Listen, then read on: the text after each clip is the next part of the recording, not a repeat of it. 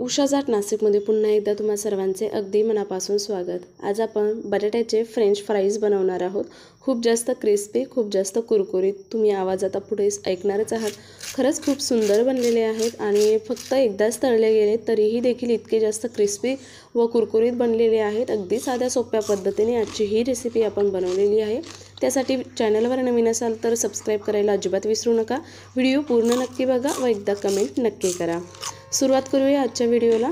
इथे मी French fries बनवण्यासाठी एक बटाटा मी उकडून घेतलेला आहे। हो मंडळी, आपल्याला बटाटा उकडूनच घ्यायचा आहे। त्यानंतर आपण बटाटा छान मॅश करून घेणार आहोत। एका चमच्याने म्हणा किंवा मॅशरने हा बटाटा छान मस्त मॅश करून घेतला की त्यामध्ये आपल्या घरामध्ये अवेलेबल असलेले आपण मसाले देखील टाकणार आहोत।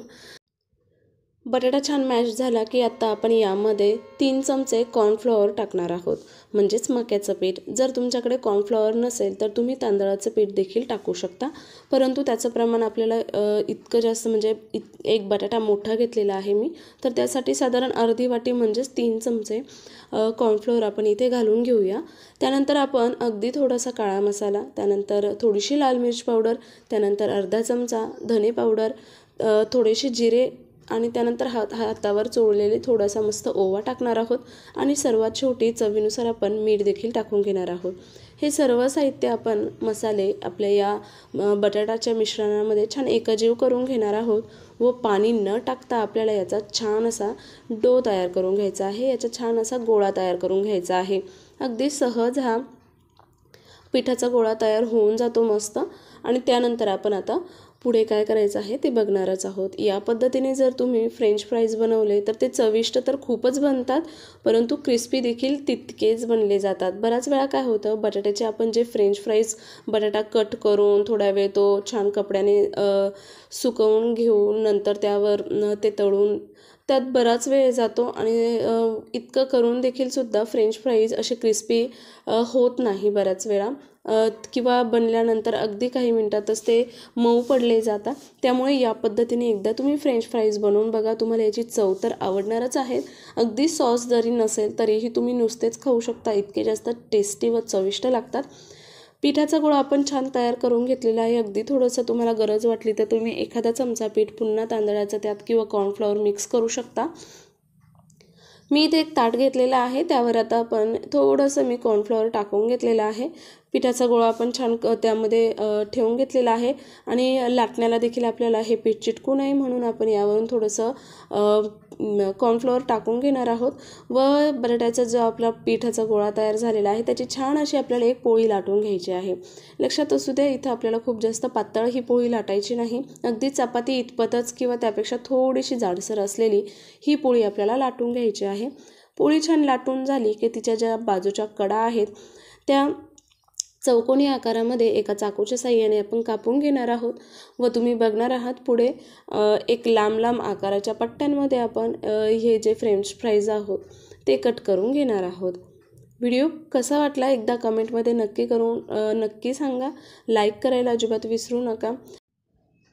व्हिडिओत दाखवल्या पद्धतीने या चाकूने आपण या छान अशा लांब लांब अशा पट्ट्या तयार करून घेणार आहोत, कापून घेणार आहोत व मधोमध आपण एकच अशी इथून तिथून त्याला कट मारून घेणार आहोत।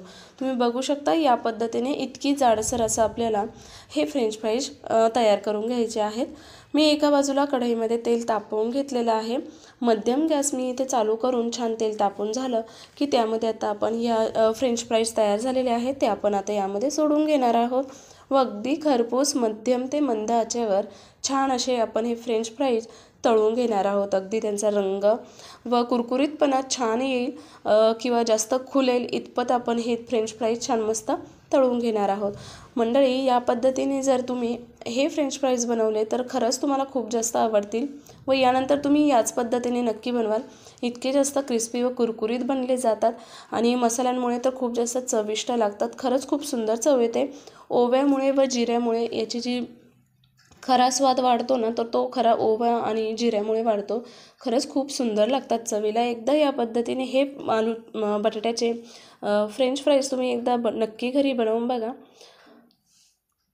मस्त खरपूस असे आपल्याला हे फ्रेंच फ्राईज असे कडक क्रिस्पी होईपर्यंत छान तळून घ्यायचे आहेत। तुम्ही बघू शकता किती छान रंग आलाय, छान तळले गेलेले आहेत आपले सर्व बटाट्याचे फ्रेंच फ्राईज। एकदा चॅनलला भेट देऊन बाकीचेही व्हिडिओ नक्की बघा. आत्तापर्यंत तुमचा सपोर्ट जो मिळालेला आहे तो खरंच खूप महत्त्वाचा व मोलाचा होता. याही पुढे नक्कीच तुमचा सपोर्ट मला मिळणार आहे अशी अपेक्षा मी तुमच्याकडनं ठेवते.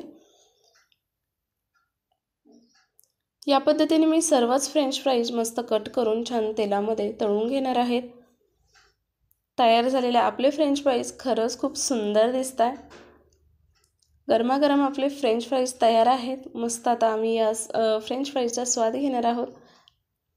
तुम्ही रेसिपीचा आनंद घ्या व एकदा ही रेसिपी खरंच घरी करून बघा. एकदा ट्राय करायला काहीही हरकत नाही आणि पहिल्याच प्रयत्नात तुमचा सक्सेस होणार. इतके जास्त क्रिस्पी व कुरकुरीत आपले हे फ्रेंच फ्राईज तयार होणार आहेत. भेटूया एका नवीन रेसिपी किंवा नवीन रेसिपी टिप्ससोबत आपल्या याच चॅनलवर. तोपर्यंत मात्र धन्यवाद.